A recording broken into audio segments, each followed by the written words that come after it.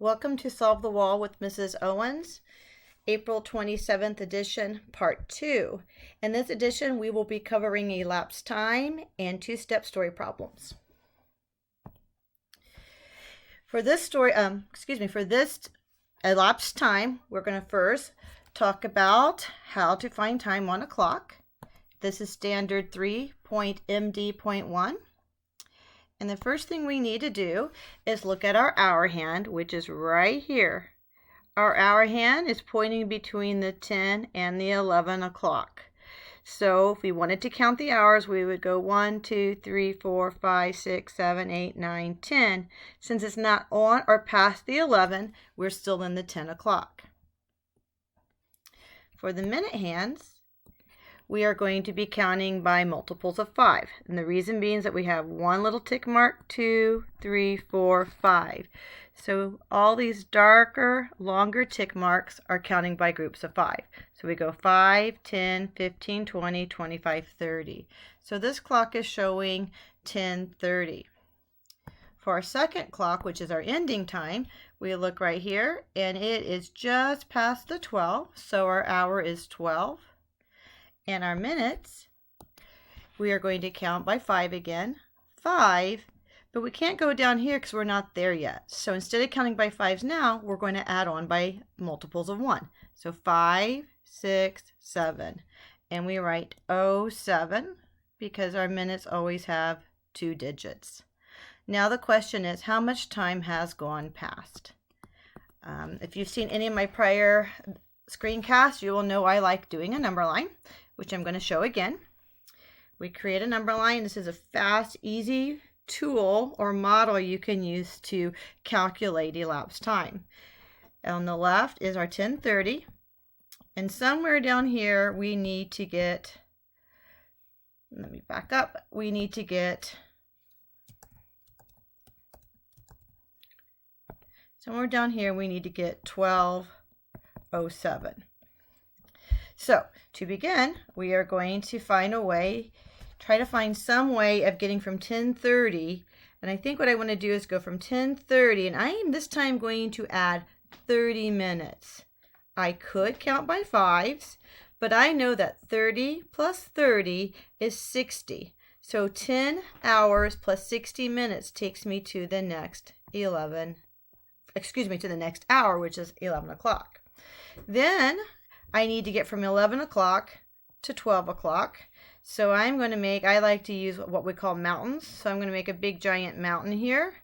And that mountain is a 1 hour increment. So if I go from 11, and I will mark here that on this number line right here, I am now at 12 o'clock. I need to get to 12:07. If I wanted, I could count 1, 2, 3, 4, 5, 6, 7, or I simply can make another little hill, and I need to add 7 minutes.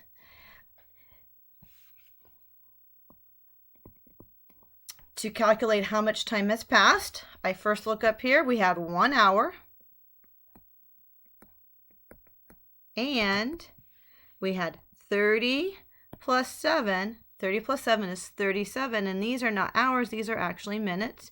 It is very important that we indicate hours and separate those from the minutes because they are 2 different units. So if you say, let's say you started exercising at 10:30, this clock, and you finished at 12:07, you will have exercised 1 hour and 37 minutes. Let's move on to our story problem.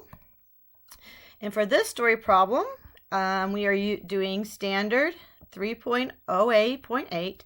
And this is being able to solve two-step story problems involving addition, subtraction, multiplication, and or division. So we read our question and use the RDW, read, draw, write. So I'm going to do my highlighter here. A group of 6 boys. When I see a number, I somehow like to circle or highlight so I remember what the number is. I have a group of 6 boys and 3 girls. I'm going to reread. A group of 6 boys and 3 girls collected rocks to paint. They each put 8 rocks into a bucket. How many rocks did the children collect? Okay, let's go back here, and this time I'm going to go back through and see if there's any keywords. I see that there is the word group. Okay. Collected rocks to paint. They each put 8 rocks into a bucket. How many rocks did they collect in all? So let's draw a picture what that might look like. I've actually included a few little drawings over here. I thought they were kind of cute, and that might help us picture what we are doing. So first of all, we have a group. So I'm going to create a group. We have a group. And in that group, we have 1,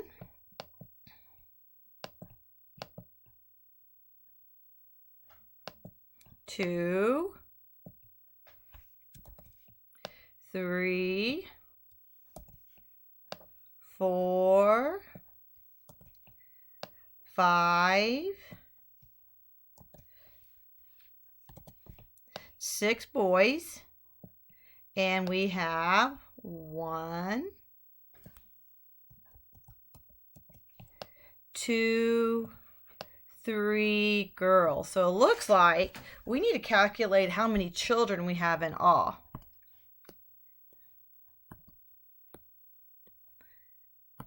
So this is our group.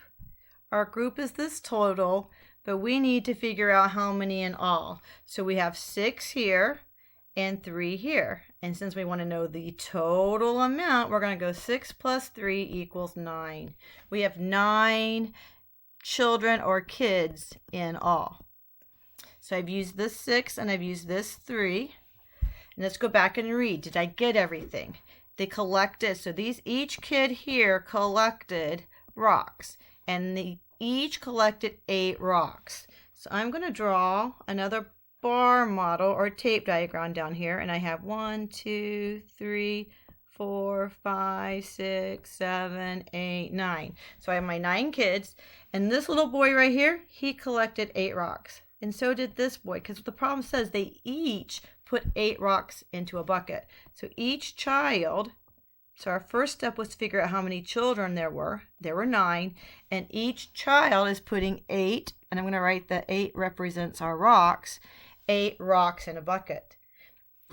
If I want to figure out what R is, the number of rocks, I could draw it like that. I look at this and I could do 8 plus 8 plus 8 plus, but I know a faster way. I could write the equation of 9 times 8, 9 children times 8 rocks in a bucket, and I know that 9 times 8 equals 72. They put 72 rocks in the bucket. Or I could have written they collected 72 rocks in all. So that's it for the day. If you have any questions, feel free to contact your teacher. Thanks for joining me.